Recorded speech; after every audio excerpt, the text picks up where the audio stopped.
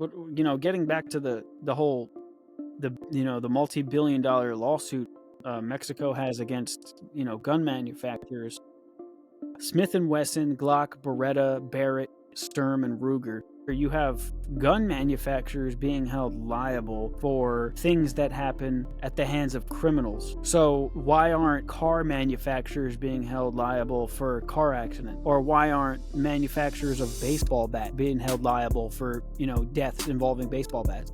Or how about knife manufacturers for stabbings? This kind of lawsuit just would not hold up in court. Any reasonable judge who thinks logically and looks at the laws would have to go against this multi-billion-dollar lawsuit, because it makes absolutely no sense. It's not the object, it's the person using the object. The companies sell these things to people, and when it comes to firearms, they are vetted, there are background checks and these things to help safeguard against illegal uses of firearms. But ultimately, because of the way crime is in the United States and countries abroad, that this kind of thing is inevitable. It's an eventuality. As sad as it is to say, the black market is a huge thing.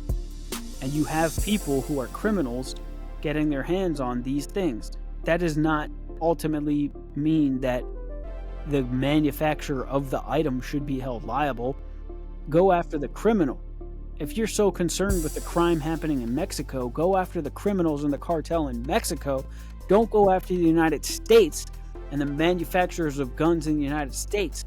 Why don't you spend your money and your time going and investigating the cartels who are taking thousands and thousands of dollars from families to help them cross the border and force them to be drug mules and carry illegal items into the United States? Why don't you go after them instead of going after innocent companies, innocent civilians, and try and somehow sway the United States government that it's not okay for civilians to own guns all of a sudden?